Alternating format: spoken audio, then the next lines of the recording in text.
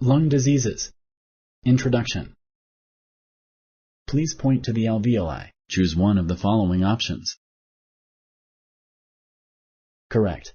The alveoli are where oxygen and carbon dioxide are exchanged.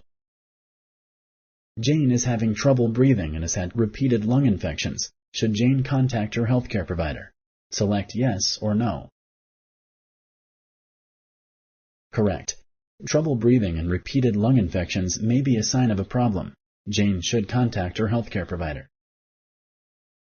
Asthma is caused by inflammation of the inner lining of the lungs. Select true or false.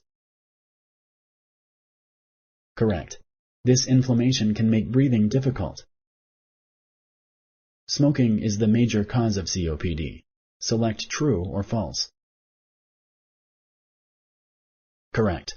Smoking is the major cause of COPD. Smoking damages the lungs and decreases their capacity to exchange oxygen for carbon dioxide. Can all lung infections be treated with antibiotics?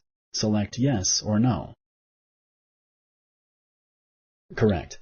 Lung infections caused by bacteria may be treated with antibiotics. Infections caused by viruses can be treated with antiviral medicine.